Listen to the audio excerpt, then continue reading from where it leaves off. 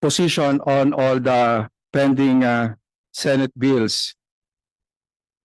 May I just be allowed to present on the system laws to save on time, and so I can devote the 5 minutes to correcting some misimpression as regards system laws. Can we go to slide 8?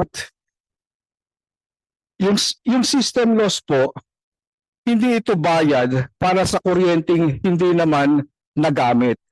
Ito po ay bayad para dun sa gastos.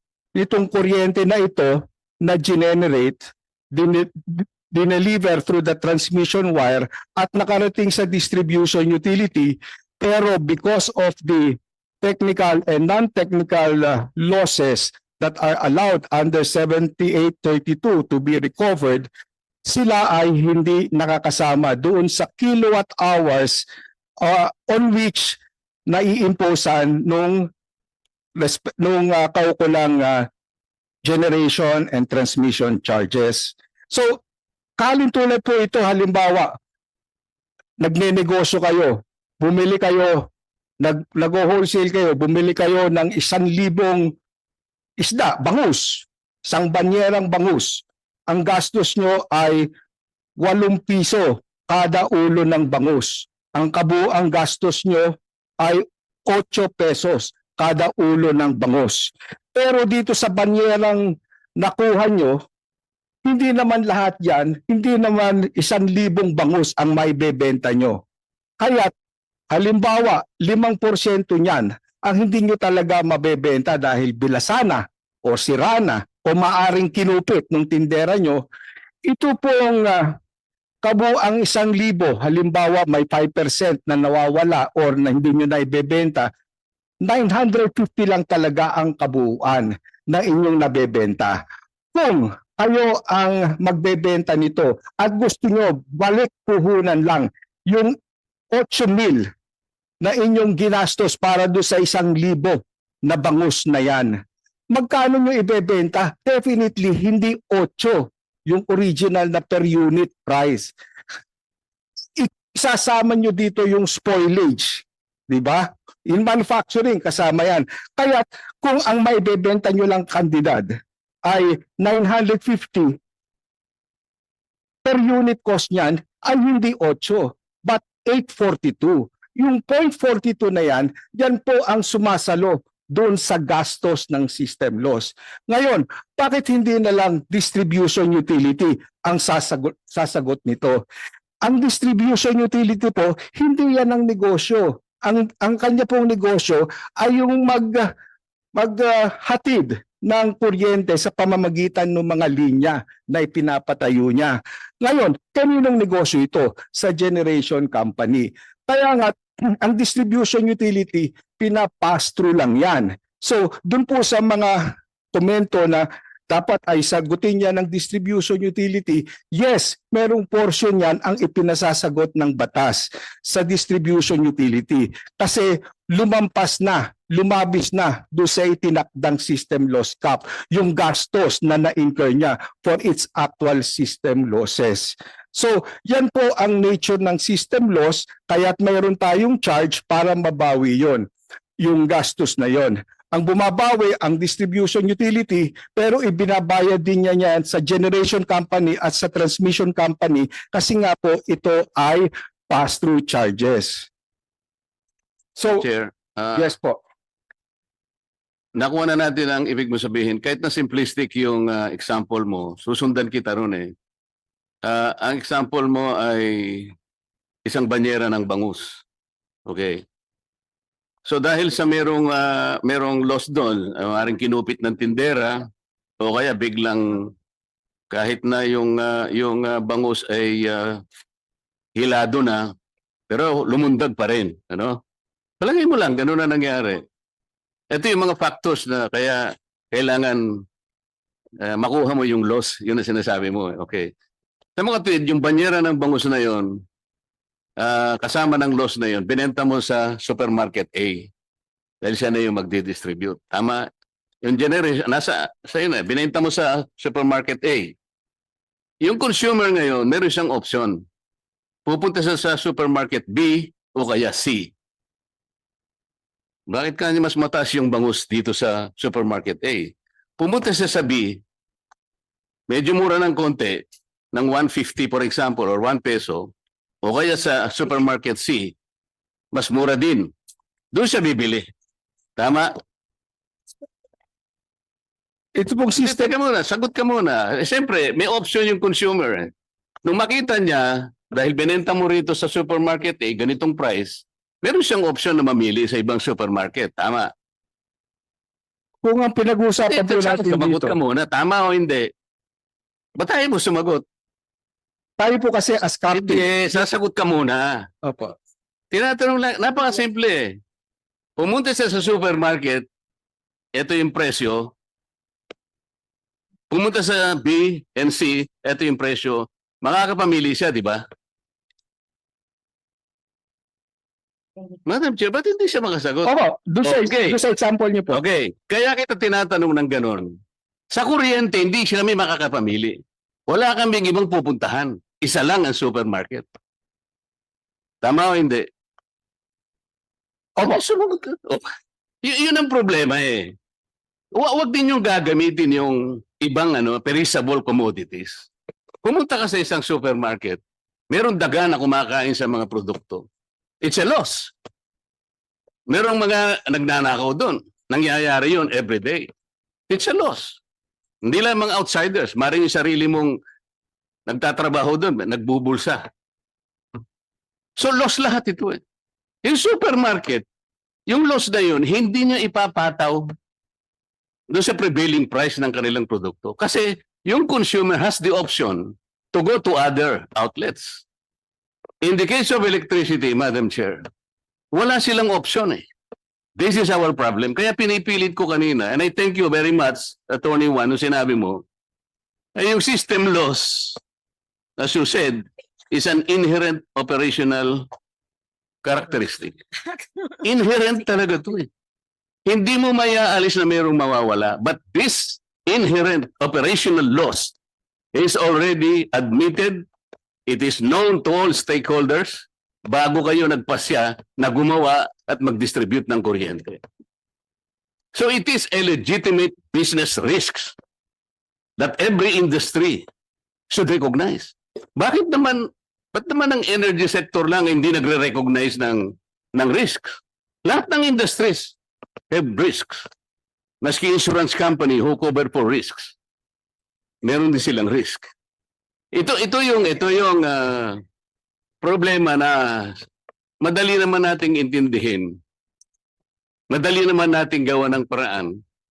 Di amend natin yung Republic Act 7832, ganun lang kasimple yun eh. Let's remove the system laws. As simple as that. Isang maliit na amendment lang ang gagamitin mo doon. And one thing more, Madam Chair, tingnan mo na lang yung universal charge. Tama yung sinabi ng chairperson. Yung universal charge, nandun, in order for us to bankroll certain areas na kailangan lahat sila ma-electrify, lahat makakita ng liwanag. Tama naman yun. That's not the objective of the government. Pero naglalaban sila nung feed-in tariff and JAP. Kasi yung feed-in tariff is supposed to capitalize the government's program para sa ganun, mas marami tayong renewables ma-operate. Kung marami tayong renewables na gagamitin sa lahat ng lugar ng ating bansa, o di ba bababa yung universal charge? Kasi hindi naman, at some point in time, yung universal charge, bumababa hanggang sa eventually mawala na. If we succeed on the renewables. Ang problema, sinasabi lang natin, by 2030, ganyan eh.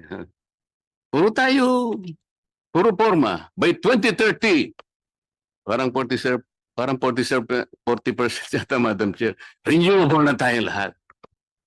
By 2040, 50% ang renewable. Oh, Diyos ko. Ay, hindi naman tayo papunta dun eh. So, magano tayo, ito yung sabi ko nga po, ulitin ko, Madam Chair, Korte Suprema na po ang nagsabi, any expense incurred by the distribution utility which did not inure to the benefit of the consumers is unjustified and inequitable. Which part of that sentence is not understood to everyone?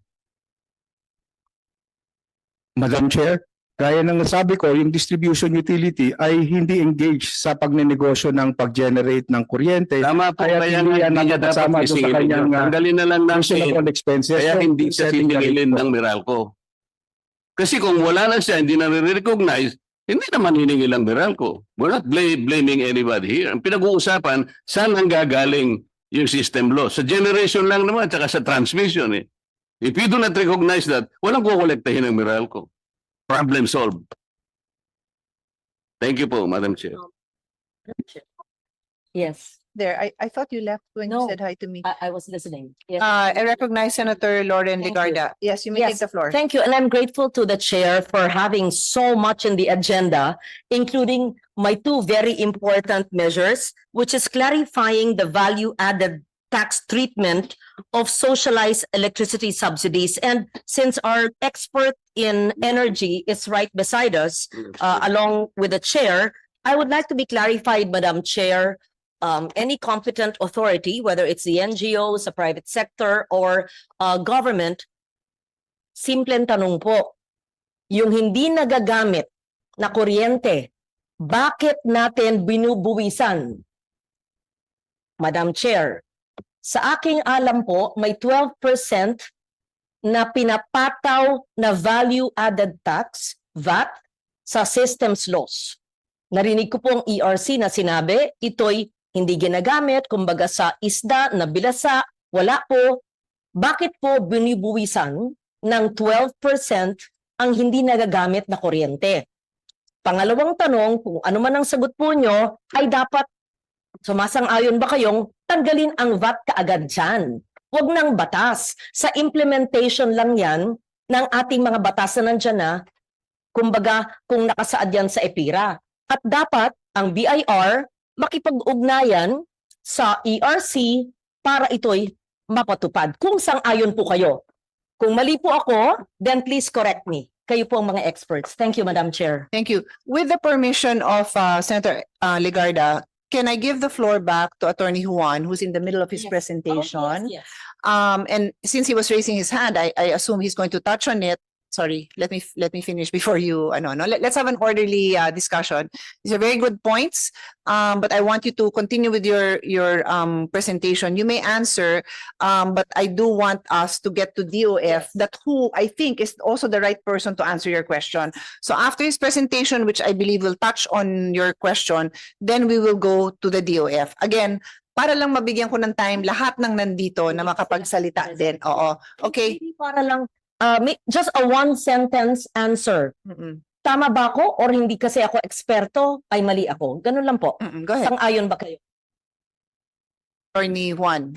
Yes po, kaya po siya nasasama doon sa nabubuwisan ng VAT dahil sa side ng generation company na nag-generate nun, kasama yon doon sa kanyang sales at pumapasok yun sa kanyang gross receipts. Kasi pag lumabas at na-deliver niya yung kuryente sa distribution utility, kasama na yon sa kanyang kita. Kaya ito lang VAT on system loss dahil nga iniwalay natin yung cost na yan from the total generation charge, inilagay natin as system loss charge, yung VAT ay separately na i-impose dyan. But dun nga sa aming position, as we have communicated to the committee, we support all proposals, proposed measures para mapababa yung electricity rate. At kasama dito is redefining what should be the base for the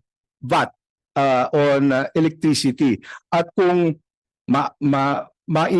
i-exclude natin yung cost associated with system loss from the gross receipts ng ating mga generation companies, transmission and distribution, malaking kabawasan na din po yan dahil around 5% din, 5 to 10% yung system loss na pinapataw. So that will be a reduction to that po. I will make an illustration so that our government panel here can explain also to people. Kasi kahit ako, gusto ko na mas maliwanag. And this also is consistent with Senator Lawrence's question. So, pag-generate nung electricity, and that's X amount, no? Sabi mo ng 100, at yun may VAT yun. So paglabas nun, yung value na 100, magiging 112, di ba? At what point nagkakalos? Kasi nga, pag-generate nun, may VAT na yun paglabas eh. At what point na de-determine yung loss? Such that, where do you pinpoint na exclude natin yung loss? Dun yata may mga complications in the implementation of what appears to be so far the two government agencies that have spoken are in full support.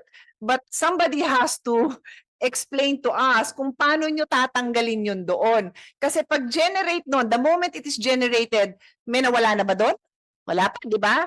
And nakakalculate ba, I mean, alam ba natin every time that the electricity is generated, how much ang percentage ng loss doon? Yan ba tansyahan or it's a very specific measure? So all of these things have to be answered. I don't want a specific answer now, but at some point when kasi ang hirap din naman sa mga kababayan natin, lahat tayo sasabihin natin we support. O paano natin gagawin? Yun, ang tanong. Madam Chair, let me exemplify. Ganito po yung nangyayari. Kunwari, distribution utility X, palagay natin Meralco or any other electric cooperative. Meralco or any other electric cooperative buys from generation A. Kunwari 10 pesos po yung nabili niya, Attorney Juan. I will not commit the mistake again. Attorney Juan, hindi San Juan. Okay.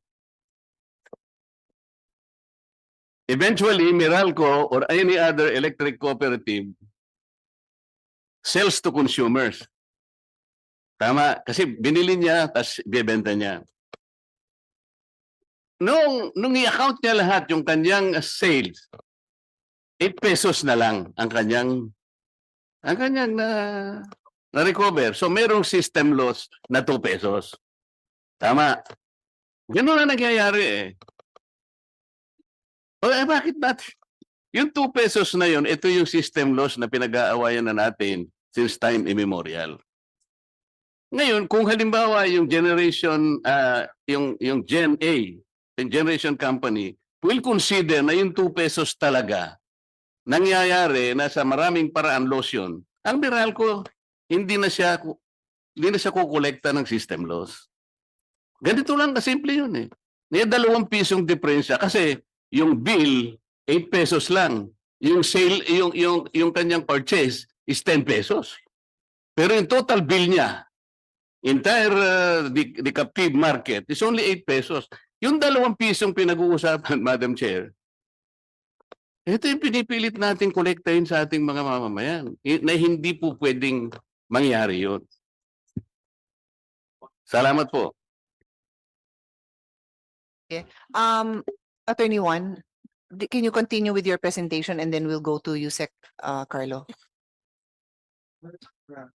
On our position on the Again, pending I'll Senate repeat, bills. no, although we included 14 bills, kasi a lot of them, all of them have some relation to the main issue, which is bakit ganon kataas yung electricity bill. So focus lang tayo doon because 2 hours is not enough to solve all these problems or to even get into the details. Pero to give everybody a chance again to speak, dun lang tayo quick points on those issues. What contributes? What do you think are the highlights of the problems? What can you highlight about these issues? Yes, going now to slide 12, which will be my last slide. This is a summary of our position. As regards the support for consumer relief measures, kasama dito yung VAT exemption and removal of yung Slide na nire-request ni Yes po. ni Chairman. yung slide Who has 12 lang. your Kasi I highlighted here yun pong exclusion of certain pass-through charges from the VAT coverage. So malaking bagay nga din po yan, especially kung kasama dyan yung system loss. Ang isa lang na po na nire-raise namin as an issue, ito pong implementation and collection of the VAT kasi medyo complicated yan. In fact, hanggang ngayon may mga unresolved issues pa. Yung treatment ng VAT, yung input and output, yung merong zero rated. So kung meron pa tayong additional na magiging bagong definition ng gross receipts to exclude yung system loss, so kailangan po matingnan, ma-operationalize doon sa generation how it will be implemented in terms of the VAT impact of that on the generators sa transmission at ganoon din po sa distribution, including now the RES. So po pwede din po kasi na mayroong magiging VAT issue pagdating sa retail supply. And then number 2, on the system loss cap reduction, this was also proposed. We support that, but let us just highlight that insofar as ERC's prevailing caps, naibaba na po natin yan from then levels of 12 to 14%. Ngayon for the private distribution utilities, it has gone down to 5.5%. Comparable din siya dun sa mga ibang jurisdictions na that allow for this allowance ng system loss at 5.5. Hindi na po yan malayo dun sa norm. But as mentioned earlier, if this will be legislated na tanggalin na, so in effect zero cap na tayo, and that will of course force our distribution utilities to operate more efficiently and or to absorb yung cost na yan. And andanan natin, hindi naman tayo nag-iisip lang ng mga private distribution utilities like Meralco and the other private DUs na meron kaming isinasamang rate of return doon sa kanilang investment. We're talking also of electric cooperatives, hundreds of them na talagang they operate purely on cash flow. At kung wala silang extra na puhunan or kapital na mailalabas pang-cover dyan sa gastos na yan, yung kanila namang serbisyo ang mag-suffer. And of course, pag nag-suffer yung serbisyo nila, pwedeng lalong tataas yung kanilang system loss, aggravate lang doon sa problema nila kung sila na ang sasalo nitong cost na ito associated with system losses. Quick question lang. Worldwide and in particular sa Asia, ano yung sinusundan na systems loss, ano yung systems loss sa kanilang sa ibang mga bansa? Kasi yun naman yung benchmarking natin di ba? How is it handled in other countries? I don't have Okay, so can you get somebody who can give us that? Yes, Because me as a non-technical person, that is how I look at it. Sila, paano nila hinahandle yan, di ba? And then I want to point out dito sa presentation nyo na may sinabi din kayo na the ERC respectfully posits, andyan sa baba, ayan, everybody can read it, that the cost of upgrading distribution facilities or addressing pilferage to meet such lowered system loss caps should be weighed against the benefits, no? So medyo you passed on it, mamaya we'll ask Nea to exemplify kasi alam ko na ang problema parati ng mga cooperatives natin puhunan nila. So it's like a vicious cycle. Hindi sila maka-upgrade kasi wala silang puhunan. So ang bulok-bulok na ng serbisyo, hindi pa ma-upgrade. So that's why ang dami nating bills na sinama dito dahil the problem, there's not just one bill that can solve this problem. There's not just one law that can solve this problem. How do we create that? The question is, how do you create that environment? Like you said, maging mas efficient sila. Diba? Or maybe pag grant pa lang ng franchise, siguraduhin naman natin na, and kami yun, nag-grant ng franchise na may puhunan talaga itong mga to para paandarin ng maayos. Anyway, I will stop there, no? Yusek Carlo, I will give you the floor. And then after, I might shift quickly to the private sector naman to give them at least a chance, some of them the opportunity to speak and then balik-balik tayo. So we have two perspectives. Okay, go ahead, Yusek Carlo Adriano for DOF. Good afternoon, Madam Chair. Good afternoon, And everyone. don't forget the question of Senator Ligart. Yes po.